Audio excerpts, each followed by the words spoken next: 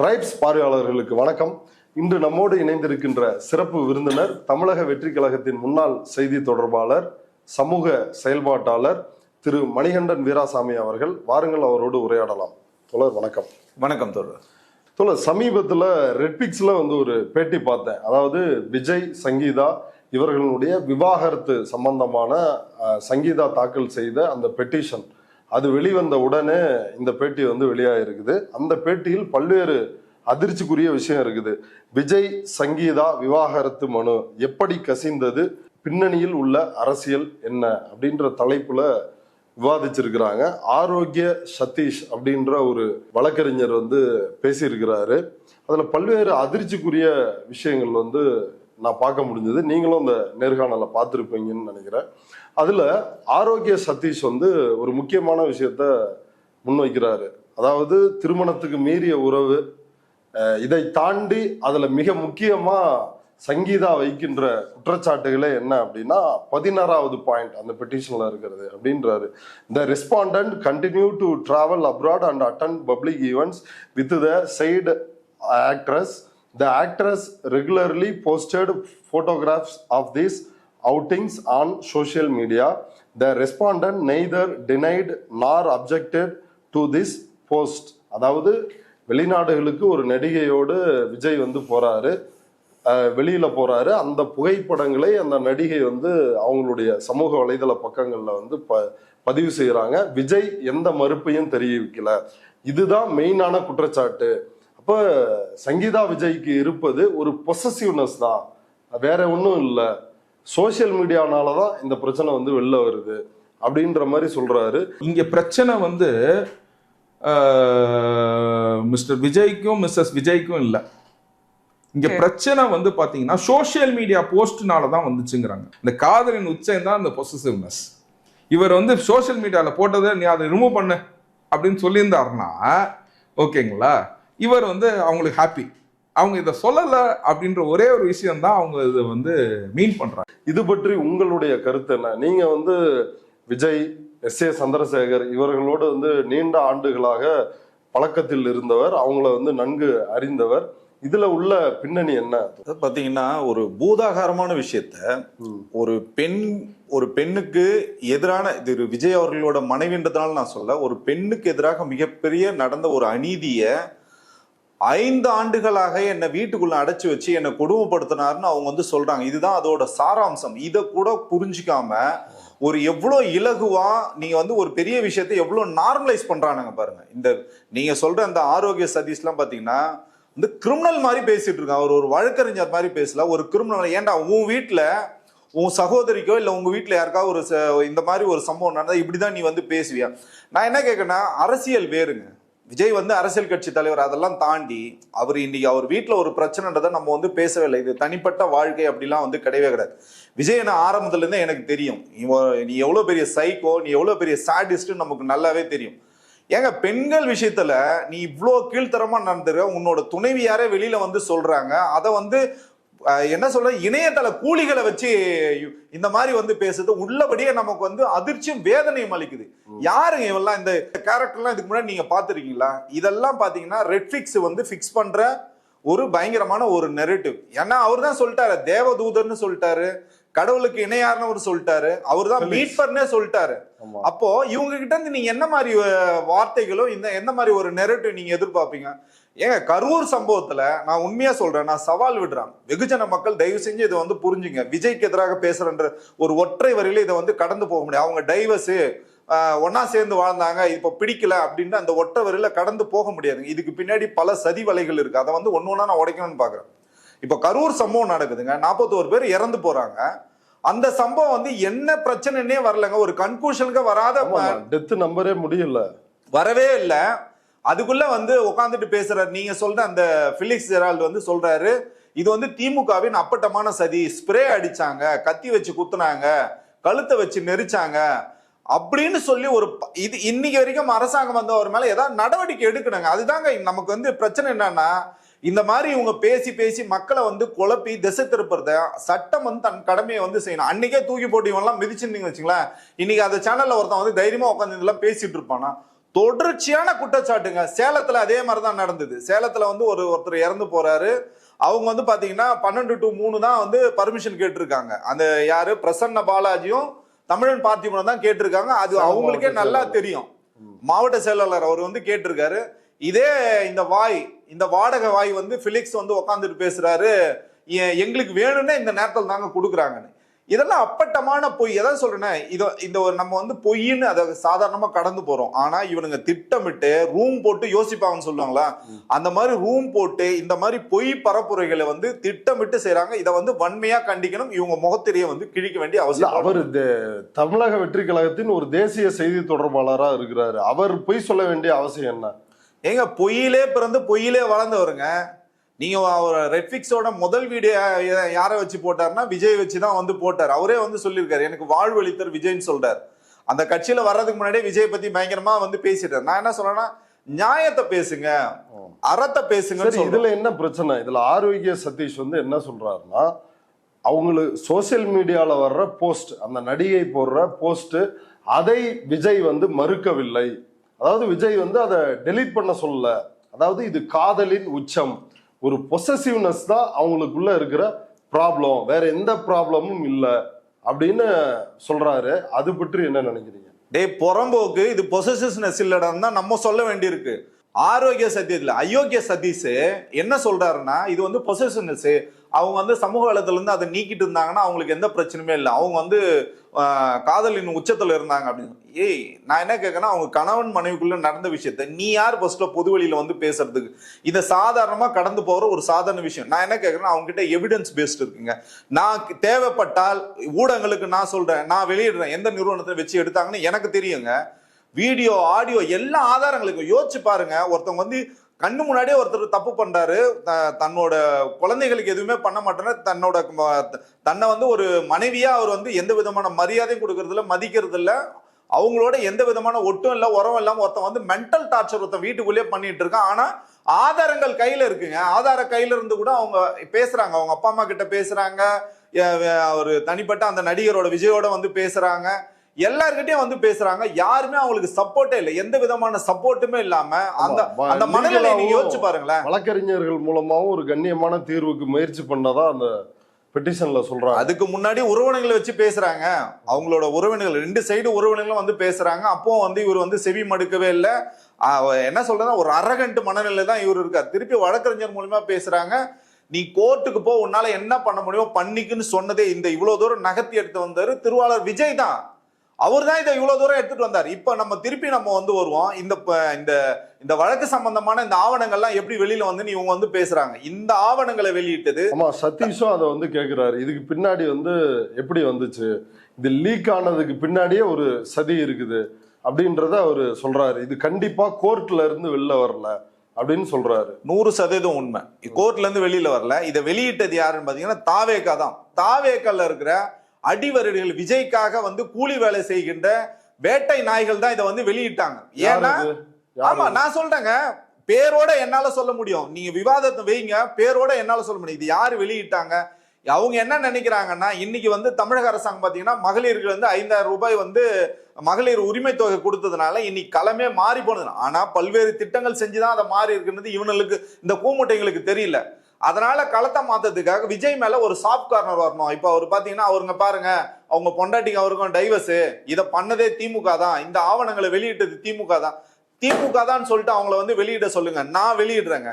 இவனுங்க பண்ணுகின்ற ஒரு அப்பட்டமான போய் ஒரு கட்டமைப்பு. தமிழக வெற்றி கழகம் தானா வெளியிட்டது? தமிழக வெற்றி கழகம் தான். இதை போட்டதும் தமிழக வெற்றி கழகம் தாங்க. பொதுவெளியில பாத்தீங்கன்னா அவனுங்க 1000 ஐடி வச்சிருக்கானுங்க, ஃபேக் ஐடி வச்சிருக்கானுங்க. பல்வேறு நிறுவனங்கள், ஒன்னும் பிஆர் ஏஜென்சின்னு சொல்லிட்டு வந்தது பாத்தீங்களா, அதுவும் பாத்தீங்கன்னா ஜெகதீஷ் பழனிசாமியோட நிறுவனம் தான். ரூட் அவனோட நிறுவனம் தான். அதை தாண்டி பாத்தீங்கன்னா ஆதவர்ஜுனோட நிறுவனம் இருக்கு, வாய்ஸ் ஆஃப் காமன் இருக்கு. இதை தாண்டி பல்வேறு அவங்க ஐடி விங்கி வச்சிருக்கானுங்க. இது மூலயமா தான் அதை வந்து வெளியிட்டாங்க. இல்லைன்னா நமக்கு இந்த டாக்குமெண்ட் எப்படி கிடைக்கும் சொல்லுங்க? இதெல்லாமே பண்றது அயோக்கிய தனத்தின் உச்சம் பாத்தீங்கன்னா தாவேகா தான் பண்ணுது. இதை வந்து டைரக்ஷன் பண்ணது யாருன்னா விஜய் தான். சங்கீதா அவர்கள் அவங்க சொல்ற விஷயம் என்னன்னா, திருமணத்துக்கு மீறிய வந்து உறவுல இருக்கிறாரு, நான் இதை வந்து தட்டி கேட்டேன், அப்போ வந்து அவரு நான் அதை மாத்திக்கிறேன் அப்படின்னு வந்து சொன்னாரு. ஆனாலும் அது வந்து நடந்த பாடு இல்லை. 2021 இருந்தே இந்த பிரச்சனை இருக்குது அப்படின்றாங்க. ஆனா இவர் வந்து பொசசிவ்னஸ் தான் காரணம், காதலின் உச்சம் அதுதான் வந்து இதற்கான காரணம், இது வந்து ஒரு சின்ன பிரச்சனை தான் அப்படின்னு சொல்றாரு. இல்ல அதை சொல்றதுக்கு இவன் யாருங்க? அவங்க வந்து மனதளவுல பாதிக்கப்பட்டிருக்காங்க, குடும்ப வன்முறைக்குள்ளாக்கி இருக்காங்க, அவ்வளவு பிரச்சனைகள் இருக்கு. இதை நீங்க வந்து விஜய் செய்கின்ற தவறுகளை மறைக்கிறதுக்காக திருமதி சங்கீதா அவர்கள் மேல வந்து பழிய போடுற மாதிரி இருக்கு. ஏங்க அவங்க ஒரு அவரோட 27 ஆண்டுகள் வந்து வாழ்ந்திருக்காங்க, அவங்களே முடியாதரா போதுண்டா சாமி என்ன விட்டுறான்னு சொல்லுங்க. ஏன்னா நீ அவ்வளவு தூரம் அவங்கள வந்து மென்டல் டார்ச்சர் பண்ணிருக்க, குழந்தைகளை பாக்குறது இல்ல, அவங்கள நீங்க எங்கேயுமே வெளியே விடுறது. யோசிச்சு பாருங்க, இன்னைக்கு இருக்கிற காலகட்டங்கள்ல பெண்கள் வந்து இன்னைக்கு எவ்வளவு விஷயங்கள்ல சாதிச்சுட்டு இருக்காங்க, வெளியில இருக்காங்க. எல்லாருமே நம்மளும் சொல்றாங்க, நம்ம வந்து என்னோட வெற்றிக்கு பிரகாரம் பின்னாடி என்னோட மனைவி தான் இருக்காங்கன்னு சொல்லிட்டு நம்ம எல்லாம் மார் தூக்கி தைரியமா இன்னைக்கு வந்து பேசுறாங்க. அப்ப நீங்க ஒரு நாட்டையே ஆளணும்னு சொல்லிட்டு நீங்க வந்திருக்கீங்க, வீட்டுக்குள்ள இவ்வளவு அட்டூழியங்கள் பண்ணிட்டு இருக்கீங்க. அந்த வீட்டுல அவங்க இருக்கும்போதே ஒரு நடிகையோட வந்து கூத்தடிச்ச கும்மால அடிச்ச வீடியோ எல்லாம் இருக்குங்க, அதெல்லாம் வெளியிடட்டமா சொல்லுங்க, ஒன்னு ஒன்னா வெளியிடலாம். இவ்வளவு அயோக்கியத்தனத்தை பண்ணிட்டு நீங்க வந்து ரொம்ப நல்லவர், அவர் எதுவுமே பண்ணல, இதுக்கு வந்து பொசசிவ்ஸ் தான் காரணம், ஒரே ஒரு சமூக வலைத்தளம் ஒரு போட்டோ போட்டது காரணம்னு சொல்றதுலாம் இது சட்டத்தின் முடி இவங்க எல்லாம் வந்து தண்டிக்கப்படணும் தான் நான் சொல்ல முடியும். அடுத்து ஆரோக்கிய சதீஷ் வந்து என்ன இன்னொரு காரணத்தை வந்து சொல்றாரு, விஜய்க்கும் சங்கீதாவுக்கும் என்ன பிரச்சனை அப்படின்றதுக்கு. அதாவது 30 ஆண்டுகளுக்கு மேல ஒரு 40-50 ஆண்டுகள் அப்படின்லாம் சொல்றாரு, விஜய்க்கு 50 வயசு தான் அப்படி சொல்றாரு. ஒரு 40 ஆண்டுகளுக்கு மேல வந்து சினிமா துறையில இருக்கிறாரு, அவர் மேல எந்த நடிகையோடையும் தொடர்புபடுத்தியோ அல்லது எந்த கிசுகிசுவோ எதுவுமே கிடையாது. வெறுமனே பொலிட்டிக்கல் வெண்டேட்டா, அரசியல் வஞ்சகம் காரணமாக, அரசியல் காழ்ப்புணர்ச்சியின் காரணமாகத்தான் அவர் மீது இப்படியான குற்றச்சாட்டுகள் வந்து சோசியல் மீடியாவில் பரப்பப்பட்டு அதுதான் வந்து பிரச்சனையா மாறி இருக்குது அப்படின்ற ஒரு விஷயத்த ஆரோக்கிய சதீஷ் வந்து சொல்லிருக்காரு. சின்ன வயசுல இருந்து எடுத்தீங்கன்னா 40-50 வருஷமா இண்டஸ்ட்ரியில இருக்காரு, ஒரு அலிகேஷனுமே அவர் மேல வரல. ஓகேங்களா, அந்த அலிகேஷன் இல்லாத போது வந்து பார்த்தீங்கன்னா இப்போ சில allegations due to this political vendetta, ஓகேங்களா, இதுதான் ஃப்ளார் அப் ஆகுது, கொஞ்சம் கொஞ்சமாக வந்து தூவுறது வந்து ஃப்ளார் அப் ஆகுது. அந்த ஃப்ளேர் அப் ஆகிறதுனால அவங்களுக்கு இந்த சோஷியல் மீடியானாலேயா தான் இந்த இதே இன்னைக்கு விஜய் ஆனனால வந்து பார்த்தீங்கன்னா இதை பெருசாக ஆக்குறாங்க, பூம் ஆக்குறாங்க. இது வந்து அவர் பொலிட்டிக்கல் இல்லைன்னா இந்த மாதிரி ஆயிருக்குமா பெருசா? இந்த ஆரோக்கிய சதீஷ் என்ற கேரக்டர் யாருன்னே எனக்கு தெரியல, இன்னைக்கு தான் முறையா நான் வந்து பார்க்குறேன். இந்த மாதிரி ஒரு கீழ்த்தரமா நம்மளால வந்து பேச முடியாது. ஏன்னா அவர் பார்த்தீங்கன்னா கேரக்டர் அசோசியேஷன் பண்றாரு சகோதரி சங்கீதாவை, நம்ம அந்த மாதிரி வந்து பண்ண முடியாது. இவரை பார்த்தீங்கன்னா திரைத்துறையில இருந்தவங்க, சினிமா துறையை சார்ந்தவங்களே சொல்லுவாங்க விஜய் வந்து எவ்வளவு ஒழுக்க சீலர்னு வந்து சொல்லுவாங்க. அதெல்லாம் வந்து நம்ம சொல்ல ஆரம்பிச்சோம்னா முடியாது. ஏங்க 20 வயசுல என்ன சொல்றதுன்னா போட்டிருந்த வைரமோகத்தை அரைச்சு குடிச்சவருங்க விஜய். ஒரே ஒரு நடிகைக்காக தற்கொலைக்கு முயன்றவர் தான் வந்து விஜய். இதெல்லாம் வந்து பழைய கதை, நம்ம அதுக்குள்ள போக விரும்பல. நம்ம விஷயம் என்ன, எதுக்காக வருவோம்? ஒரு பெண்ணு, அந்த பெண்ணுக்கு எதிராக ஒரு அநீதி இருக்கு, அதுக்காக இத்தனை பேர் வரிசை கட்டிட்டு பணத்தை வாங்கிட்டு ஏவல் நாய்கள் மாதிரி வந்து பேசுறீங்களே, இதுதான் வந்து உங்களோட நீதியா? இதுதான் நீங்க கட்சியை வழி நடத்துற லட்சணமா? இந்த ஜெகதீஷ் பழனிசாமி வந்து பேச சொல்லுங்க. இவங்கெல்லாம் யாரோ பேசுறாங்க, இந்த வாடகை வாயெல்லாம் பேசுதுல, ஜெகதீஷ் பழனிசாமி பேச சொல்லுங்க, புசி ஆனந்த பேச சொல்லுங்க, அவங்களே சொல்லுவாங்க. ஒன்றும் இல்லைங்க, இப்போ ஒரு வீடியோ வந்திருக்குங்க, நீங்க வந்து நம்ம ஐயா இப்ப சமீபத்துல ஒரு வீடியோ வந்திருக்கு, நக்கீரன் கோபால் அவர்கள் வந்து சொல்லியிருப்பார், விஜய் வந்து பாத்தீங்கன்னா ஐயா நல்லக்கண்ணோட டெத்துக்கு என்ன மாதிரி ஒரு சூழ்நிலை வந்தார். ஸோ முழு நேரமா அவர் வந்து எந்த மாதிரி நிலையில இருப்பாருன்னு சினிமால இருக்கும் எல்லாருக்குமே தெரியுங்க. இதை வந்து நீங்க விஜய் வந்து நல்லவர் வல்லவர்ன்றதுக்காக நீங்க இந்த முடிச்சு போடாது, இது தனி, அது வந்து அவரோட சினிமாக்காரனோட கதையில தான் அவர் இருப்பாரு கண்டி. அதை தாண்டி அவர் வந்து அவரோட கேரக்டரை வந்து நீங்க சொல்றதுக்கு நீங்க ஆளும் கிடையாது, அவரை பத்தி உங்களுக்கு எதுவும் தெரியாது. சினிமாவில் இருக்கிறார் விஜய், அவர் சதீஷ் சொல்றது இன்டிமசி காட்சிகள், நெருக்கமான காட்சிகள், இந்த மாதிரி காட்சிகள்ல நடிக்க வேண்டியது இருக்கும் நடிகை கதாநாயகிகளுடன், அதுல இருந்து தான் இந்த பொசசிவ் பில்ட் ஆகுது அப்படின்னு சொல்றாரு. இன்னொரு புறம் வந்து பொலிட்டிக்கல் வெண்டேட்டா, அதுதான் இதற்கான காரணம், அதனாலதான் சங்கீதா வந்து இப்படி பேசுறாங்க அப்படின்ற 2 காரணங்களையும் வந்து சொல்றாரு. இங்க 1999 அவங்களுக்கு திருமணம் நடந்துங்க. அவங்க வந்து விஜயோட ரசிகை, 27 ஆண்டுகள் அவரோட வந்து இருந்திருக்காங்க, 2 குழந்தைகள் வந்து அவங்களுக்கு இருக்காங்க. ஒரு படித்த பெண்மணி, யூகே சிட்டிசனுங்க. இவன் ஏதோ வந்து பேசிட்டு இருக்கான், இதெல்லாம் எனக்கு என்ன பதில் சொல்றதுன்னே எனக்கு வந்து தெரியல. இதான் சொல்றேனே, ஒரு இந்த விஷயத்த வந்து நார்மலைஸ் பண்றாங்க. விஜய் ரொம்ப நல்லவர், விஜய் தப்பே பண்ண மாட்டாரு. அதை சொன்ன விஜயோட பழகணுங்க. சினிமா இண்டஸ்ட்ரியில கோடம்பாக்கத்துல போய் கேட்டு பாருங்க, கதையா சொல்லுவாங்க. நம்ம அதுக்குள்ள போக விரும்பல. இந்த பர்டிகுலர் விஷயத்துல விஜய் நேர்மையா நடந்தவர்னா கோர்ட்ல சொல்லுவாங்க. அதான் சொல்றேன்னா, இதுக்கு ஒரே தீர்வு பாத்தீங்கன்னா, நாங்க டாக்குமெண்ட் வெளியிறது தான் இதுக்கு வந்து தீர்வு. அதை வந்து சங்கீதா சிஸ்டர் வந்து விரும்பல. அதனாலதான் அவங்க சொல்றாங்க இன் கேமரா ப்ரொசீடிங் வந்து கேக்குறாங்க. ஏன்னா இவர் வந்து பாத்தீங்கன்னா அதுக்கும் வரமாட்டாரு. ஏன்னா எனக்கு பாதுகாப்பு காரணம், பெரிய இவர் புடுங்கி இவரு. ஏங்க நீங்க வந்தாருங்க 11 மணிக்கு வந்தாருங்க, யாருமே ஆளே இல்லைங்க, வந்து பார்த்துட்டு தாங்க போனார் நல்லகண்ணையா வந்து இறப்புக்கு. எங்க வந்தாலும் உனக்கு வந்து கூட்டம் இல்லை. நாங்க பார்த்திருக்கோம் பாலவாக்கத்துல வந்து அண்ணல் அம்பேத்கர் சிலைக்கு மாலை போடும் போது பக்கத்துல இருக்கவங்க எவனும் விஜய் சீண்டு இல்லைங்க. இதுதாங்க இவனுக்கு ஒரு பில்டப் பண்ணி அந்தால இன்னைக்கு இவ்வளவு பெரிய கிரிமினலா மாத்தி வச்சிருக்கானு. கூட இருக்கவங்களை கூப்பிட்டு வச்சு வெளிவெளின்னு வெளுத்தாலே இந்த பிரச்சனைக்கு ஒரு தீர்வு கிடைக்கும் நான் நம்புறேன். அடுத்து ஆரோக்கிய சதீஷ் என்ன சொல்றாருன்னா, அவங்களுக்கு விஜயோட வந்து பிரச்சனை இல்ல, வாழ பிடிக்கல அப்படின்னா அவங்க வீட்டை விட்டு வெளில போயிருப்பாங்களே. அவரோட அப்பா சங்கீதாவோட அப்பா வந்து பெரும் பணக்காரராச்சே, தொழிலதிபராச்சே, ஆனா போகாம இருக்கிறாங்கன்னா என்ன காரணம்? அப்ப விஜய வந்து கூட வாழணும்னு விரும்புறாங்க அப்படின்ற புள்ளிய தொடர்றாரு. இவங்க இந்த பிரச்சனையை ஒரு அமிக்கபிளா வந்து முடிச்சுக்கணும். இவங்க டாக்டர் ஷாலினி மனநல மருத்துவர் அவங்கள்ட்ட போய் ஒரு கவுன்சிலிங் போனாலே இது சாதாரணமா முடிஞ்சிடும் அப்படின்னு ஒரு அட்வைஸையும் வந்து ரெட்பிக்ஸ் வாயிலாக சொல்லுகிறேன் அப்படின்னு வந்து சொல்லிருக்காங்க. ஒன்றும் இல்லை, அவங்க டாக்டர் ஷாலினி மாதிரி ஒரு டாக்டரை போய் அவங்க ஒரு கவுன்சிலிங் அட்டன் பண்ணாங்க அப்படின்னா வந்து இட் வில் பி எல்லாத்துக்கும் தெரிஞ்சனால சொல்கிறேன். ஸோ அமிக்கபிளாக வந்து பார்த்தீங்கன்னா இட் கேன் பி க்ளோஸ்டு. ஒரு இன்ஸ்பிரேஷன், அதுக்கு தான் அந்த ஃப்ரெண்டு இதை சொல்கிறேன். நமக்கு ஒருத்தர் ரொம்ப ஒரு இதில் ஒரு பாயிண்ட்ல யாராச்சும் ஒருத்தவங்க ஹர்ட் ஆயிருப்பாங்க. It is something, it's all emotions, nothing wrong in it. ஓகேங்களா? எல்லா ஃபேமிலியிலும் நடக்கிறது. அதுக்காக தான் என்னையே நான் வந்து உதாரணம் காட்டினேன். புரிஞ்சுங்களா?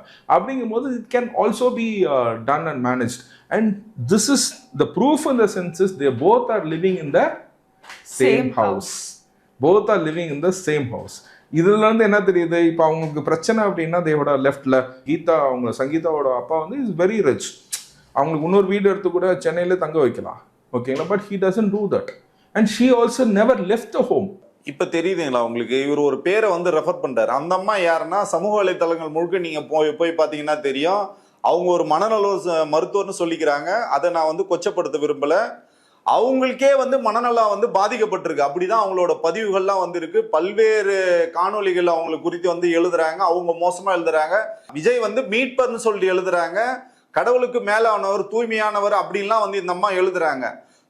இது என்ன சொல்ல வருதுன்னா, இப்ப இந்த ரெட்பிக்ஸா இருக்கட்டும், இப்ப நீங்க பேசுகின்ற இந்த ஆரோக்கிய சதீஷா இருக்கட்டும், நீங்க ஷாலினியா இருக்கட்டும், ஜெகதீஷ் பழனிசாமி இருக்கட்டும், ரூட் அமைப்பா இருக்கட்டும், ஆதவர்ஜுனாவோட வாய்ஸ் ஆஃப் காமனர், எத்தனை பேர் பாருங்க. இவங்களுக்கு வந்து இதே தான் முழு நேர வேலை. 24 மணி நேரமும் பாத்தீங்கன்னா எப்படி வந்து விஜய் வந்து இமேஜை வந்து இன்க்ரீஸ் பண்றது, எப்படி வந்து பெண்களை வந்து ரொம்ப தரக்குறைவா பேசுறது, விஜய் குறித்து யாராவது ஏதாவது சொல்லிட்டாங்கன்னா கருத்து சொல்றாங்க, அவங்க வீட்டு பெண்களை எப்படி மாஃபிங் பண்ணி போறது, இதெல்லாம் பண்ணுகின்ற இந்த ஈனத்தனமான பொழப்புக்கு குறைஞ்சபட்சம் விஜய் அரசியல் மயப்படுத்தி குடும்பத்தோட நீங்க போங்க, நாங்க அரசியலை நாங்க பாத்துக்கிறோம்னு சொல்லிட்டு அவர் வந்து குடும்பத்தோட ஒரு நேரத்தை வந்து ஸ்பெண்ட் பண்ண வச்சு குழந்தைகளை பார்த்துருந்தாருன்னா இந்த சிக்கல்கள் இவ்வளவு தூரம் பெருசா வெடிச்சிருக்காதுன்னு நம்புறோம்.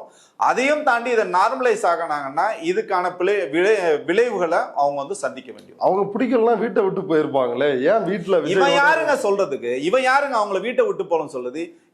இவங்க சொல்றதுக்கு என்ன ரைட்ஸ் இருக்கு சொல்லுங்க? விஜய்க்கே ரைட்ஸ் இல்லைங்க அவங்கள வீட்டை விட்டு வெளில போன்னு சொல்றதுக்கு. சட்டத்தின் முன்ன எல்லாரும் சமம் தான். அதை நீங்க நார்மலைஸ் ஆக்காதீங்கன்னு தான் நம்ம வந்து சொல்றோம். இப்ப இது என்ன ஆகுதுன்னா, இது பேச இவர் வந்து ஒரு வழக்கறிஞர், இவரே எப்படி பேசுறாரு. நீங்க சொல்ற அந்த மருத்துவர் பாத்தீங்கன்னா அவங்க ஒரு டாக்டர், இந்த பக்கம் பாத்தீங்கன்னா மூத்த ஊடகவியலாளர் வந்து பிலிக்ஸும் பேசுறாரு, ஒரு மகளையும் வச்சு இவங்க வந்து ஒரு பெரிய ஒரு ப்ரொபகண்டா வந்து பண்றாங்க. விஜய் ரொம்ப தூய்மையானவர், நல்லவர், அவர் குடும்ப வாழ்க்கையில வந்து அவர் மேல எந்த அலிகேஷன்ஸும் கிடையாது, சினிமா துறையில அவர் வந்து உச்சம் தொட்டவர் நீங்க சொல்றீங்கல்ல. இப்ப நீங்களே இப்படி ஒரு நெரேட்டிவ் செட் பண்ணும்போது எதுவுமே தெரியாத ரசிகர்கள், பாவம் பெண்கள், அவங்க எல்லாம் வந்து இன்னைக்கு விஜய்க்கு நான் வந்து மனைவியா இருக்க தயாரா இருக்குன்னு சொல்லும் போது நமக்கு எவ்வளவு கோவம் வருது. இவங்களே இதெல்லாம் நார்மலைஸ் ஆகிறது, இது உள்ளபடியே ரொம்ப ஆபத்தானது, அருவருக்கத்தக்கது. ஓகே, இதுல இன்னும் ஒரு படி மேல போய் ஆரோக்கிய சதீஷ் இன்னொரு காரணத்தை சொல்றாரு. விஜய் வந்து ஒரு கிறிஸ்தவர், இயேசு கிறிஸ்து வந்து சொல்லிருக்கிறாரு ஒருவனுக்கு ஒருத்தின்னு. எங்க கிறிஸ்தவ நம்பிக்கையில் விஜய் உள்ளதனால்தான் அவர் வந்து டைவர்ஸ் வந்து கொடுக்கல. ஏன்னா கிறிஸ்தவ மதத்தில் விவாகரத்து அப்படின்ற ஒன்னே கிடையாது. ஒன்னு இறந்திருக்கணும், யாராவது ஒருத்தர் இறந்திருந்தாதான் இன்னொரு திருமணத்துக்கு வந்து அனுமதி உண்டு. இப்ப அந்த நம்பிக்கையில் உள்ளவர் அப்படின்றதுனாலதான் அவரு டைவர்ஸ் கொடுக்காம இருக்கார் அப்படின்னு இன்னொரு காரணத்தை சொல்றாரு. Vijay will say no to this divorceன்றது என்னன்னு கேட்டிங்கன்னா, there is no divorce as per our religion. ஓகேங்களா? as a Christian I say that is no divorce. நாளை வந்து as a Christian அவர் இது பண்ணிட்டு இருக்கனால he has a complete faith on the மேரேஜ்ன்றனால தான் அவர் divorce கொடுக்கலன்றத நான் நினைக்கிறேன். இது ஒரு சென்சிட்டிவான விஷயம்னால இதில் நான் ரொம்ப பொறுப்பாக பதில் சொல்லணும்னு நான் நினைக்கிறேன். திரு விஜய் அவர்கள் வந்து சிறு வயதுலேருந்தே எனக்கு தெரியும். நீங்கள் சொல்கின்ற அவர் வந்து அந்த கிறிஸ்துவ மதத்தில் பிறந்தாலும் அவர் பார்த்தீங்கன்னா சர்ச்சுக்கு போகிற அந்த வழக்கம் கூட அவருக்கு வந்து கிடையாது. நீங்கள் யாருக்கிட்ட வேணாலும் கேட்டு பாருங்க, அவர் ரொம்ப ஃபோர்ஸ் பண்ணி தான் அவங்க பார்த்தீங்கன்னா கிறிஸ்மஸ் அந்த மாதிரி விழாக்களுக்கு அவர் வந்து கூப்பிட்டு போவாங்க. அந்த மாதிரி ரெகுலராக சர்ச்சுக்கு போகிற அந்த மாதிரி ஒரு பழக்கம் வந்து அவருக்கு வந்து கிடையாது. நீங்கள் சொல்கின்ற கடவுள் நம்பிக்கை, கடவுள் தான் நமக்கு எல்லாம்னு சொல்கிற அந்த ஒரு நம்பிக்கைக்குள்ள அவர் வந்து அடங்க மாட்டார். ஏன்னா உங்களுக்கு என்ன விதமான கெட்ட சவகாசங்களுக்கு எல்லா சவகாசங்களும் அவருக்கு உண்டு. குறைஞ்சபட்சம் கடவுள் நம்மளை வந்து தண்டிப்பாரு, அந்த மனநிலை அவருக்கு வந்து கிடையவே கிடையாது. இப்ப நீங்க அவர் சொல்றது பாத்தீங்கன்னா மனைவியோ அல்ல கணவனோ இறந்தா மட்டும்தான் டைவர்ஸ், ஒருவனுக்கு ஒருத்தின்னு அவர் சொன்னார்னா இவ்வளவு கூத்தடிச்சிட்டு இருக்காரு, ஏன் வந்து கேட்கவே இல்லை இவங்க? இவருக்கு வந்து இன்னைக்கு பரிந்துரை செய்கின்ற நபர்கள் அவர் ரொம்ப நல்லவர் அப்படின்னு சொல்றவங்கள ஏன் ஒரு வார்த்தை கூட வந்து கேட்க? ஏங்க அவங்க அப்பா அம்மாவே கேட்டு பார்த்தாங்க, பல முறை வந்து பேசியிருக்காங்க, பல பஞ்சாயத்தில் நடந்திருக்கு. அவங்க கூட இருந்தவங்க தான் இதுக்கெல்லாம் முழு முதல் காரணம்னு சொல்லிட்டு ஜெகதீஷ் பழனிசாமியும் சரி, பொதுச்செயலாளர் இருக்க புசியானந்தும் சரி, விஜய் சார் வீட்டுக்குள்ளே சேர்க்க மாட்டாங்க, அவங்க அப்பா அம்மாவும் சேர்க்க மாட்டாங்க, சங்கீதா சகோதரி சங்கீதா அவர்களும் சேர்க்க மாட்டாங்க. அவ்வளோ அட்டூழியங்கள் பண்ணிட்டு இன்னைக்கு இதை நார்மலைஸ் ஆக்க பாக்குறதுன்றது இது வந்து என்ன சொல்றதுன்னா அயோக்கியத்தனத்தின் உச்சம். டெக்னிக்கலான காரணம் சொல்றாங்களே, விஜய் வந்து ஒரு கிறிஸ்தவ மதப்படி விஜய் வந்து கிறிஸ்தவ நம்பிக்கை உள்ளவர், அதனாலதான் அவர் வந்து டைவர்ஸ் கொடுக்கல. ஏன்னா மதம் வந்து அதை சொல்லுது, இயேசு கிறிஸ்து அதை சொல்றாரு அப்படின்றாங்களே. இப்ப ஒருவனுக்கு ஒருத்தின் தானே வந்து பைபிளும் சொல்லியிருக்கு, எல்லா மத நெறிகளும் அதை தானே சொல்லுது. இவர் எத்தனை பேரோட ஒரு நடிகைன்னு அவங்க வந்து ரொம்ப டீசெண்டா சொல்லியிருக்காங்க, இன்னொரு நடிகையிலும் தொடர்புல அவர் இருக்காரு, அதெல்லாம் கூடிய விரைவில் வரப்போகுது பாருங்க. நான் என்ன சொல்றேன்னா தனிப்பட்ட வாழ்க்கைக்குள்ள நாங்க போகிறோம், ஆனா நீங்க இதை வந்து முடிச்சு போட்டு இவரை நல்லவர்னு காட்டுறதுக்காக அவரோட மனைவிங்க 27 ஆண்டுகள் வாழ்ந்தவங்கள சொந்த ஐடிங்க டிவிக்கோட ஐடியில வந்து எவ்வளவு அருவருத்தக்க வார்த்தைகள், ஆபாசமான வார்த்தைகள், தரக்குறைவான வார்த்தைகள் அவங்களோட புகைப்படத்தை போட்டு வெளியிடுறாங்க. இதெல்லாம் வந்து கேட்கறதுக்கு துப்போ திராணியோ தெம்போ இவங்கெல்லாம் இருக்கா? இவங்கெல்லாம் ஒரு அரசியல் கட்சி தலைவர்னு சொல்றதே நமக்கு அவமானமா இருக்கு. இவங்களுக்காக பரிந்துரை பண்ணுகின்ற நபர்களை பார்த்தா உள்ளபடியே அவங்களுக்கு வந்து மனித இனமா மனித பிறப்பான்னு சொல்லிட்டு நமக்கு வந்து என்ன வார்த்தைகள் சொல்லுங்க, எங்களை வார்த்தைகள் தடிச்சிருமோன்னு சொல்லிட்டு நான் ரொம்ப அளவோட நான் பேசிட்டு இருக்கேன். திரு ஃபெலிக்ஸ் ஜெரால்ட் அவர்கள் பாத்தீங்கன்னா தொடர்ச்சியா விஜய் குறித்து பயங்கரமான கருத்துக்களை சொல்லும்போது நமக்கு வந்து தெரிஞ்சது எங்கேயோ பெருசா வாங்கியிருக்காங்க, ஏதோ வந்து நடந்திருக்கு, கைமாறு வந்து நடந்திருக்குன்னு. நம்ம அவர்தான் கட்சியில இருக்காரு, வாங்கிட்டு தான் பேசணும்னு என்ன இருக்கு? நான் என்ன சொல்றேன்னா ஒரு கட்சியில இருந்தாலும் ஒரு அறம் சார்ந்த ஒரு நீங்க வந்து பேசணும். நீங்க வந்து விஜயோட ஃபேனா மாறீங்க. இதுக்கு ஒரு உதாரணம் சொல்றேன். நீங்க சொல்றீங்க அவர் வந்து கட்சியில இருக்காரு அப்படின்னு சொல்றீங்கல்ல, பேஸ்புக்ல வந்து ஒரு போஸ்ட் வந்து போடுறாரு, ஜீசஸ். எனக்கு என்ன வருத்தம் இருக்குன்னா, இப்போ மதத்தை வந்து எவ்வளவு பேர் வந்து பின்பற்றாங்க, கடவுள் நம்பிக்கை எவ்வளவு பேர் இருக்கு, அந்த கடவுளுக்கே இவங்க பாத்தீங்கன்னா பல நேரங்கள்ல வந்து தர்ம சங்கடத்தை வந்து ஏற்படுத்துறாங்க. அந்த மாதிரி ஒரு பதிவு பாத்தீங்கன்னா அவர் வந்து போட்டிருக்காரு, என்னை தாண்டி என் குடும்பம் வந்து என்னை விட பயங்கரமா விஜயை வந்து லவ் பண்றாங்க. அதுக்கு வந்து சின்ன உதாரணம் பாத்தீங்கன்னா ஜீசஸ்க்கு வந்து பாத்தீங்கன்னா விசில் சின்னத்தை வந்து விசில வந்து போட்டிருக்காங்க, என்னோட மனைவி மகள்னு சொல்றாங்க. இப்ப இவர் அந்த ஊடகத்துல இருந்து போயிட்டு நான் பேசவே மாட்டேன்னு சொல்றேன், அப்பப்போ அவதூறுகளை வந்து அள்ளி தெளிச்சுக்கிட்டே இருக்காரு, வந்து பொய் மூட்டைகளை வந்து அவுத்து விட்டுட்டே இருக்காரு. சகோதரி வந்து எலிசபெத் நல்லா படித்த ஒரு சகோதரி, அவங்க வந்து பெண்கள் சுயமரியாதை பெண்களுக்கான விஷயங்கள்லாம் வந்து பேசுவாங்கன்னு நம்ம வந்து எதிர்பார்த்தோம். ஆனா அவங்களும் பாத்தீங்கன்னா சகோதரி சங்கீதாவுக்கு எதிராக தொடர்ச்சியா வன்மங்களையும் பொய்களையும் இந்த மாதிரி அவதூறுகளையும் பெண்களை ரொம்ப இழிவாகவும் பேசுறது தொடர்ச்சியா ரெட்ஃபிக்ஸ்ல வரதை நம்ம வந்து பாக்குறோம். இதெல்லாம் நமக்கு வந்து அதிர்ச்சி அளிக்குது. நம்ம என்ன சொல்றோம்னா, நீங்க ஒரு ஊடகமா நேர்மையான விஷயங்களை வந்து பேசுங்க, கட்சியா நீங்க நேர்மையா நடத்துங்க, உங்க இல்லறமா நீங்க அதை தனியா பாத்துங்க. இதுக்காக இணைய கூலிகளை வைத்து தினம் தினம் வந்து விஜய் வந்து ஒரு நெரேட்டிவ் செட் பண்ணி இது திமுக பண்ணிடுச்சு, அது வந்து பிஜேபி பண்ணிடுச்சு, என் படம் வரல அதுக்கு காரணம். ஏங்க இன்னைக்கு வரைக்கும் ஜனநாயகன் படம் அதுக்கு காரணம் யாருன்னே சொல்லவே இல்லைங்க. அதுக்கு காரணம் ஜனநாயகன் படம் வெளிவராதுக்கு காரணம் திரு விஜய் அவர்கள், கட்சி நாசமா போனது காரணம் திரு விஜய் அவர்கள், குடும்பம் நாசமா போனதுக்கு விஜயோட ஒழுக்கமின்மையான காரணம், ஒழுக்கமின்மையான அவரோட செயல்பாடுகள். இது எல்லாமே விஜய் பண்ணிட்டு அவன் பண்ணா.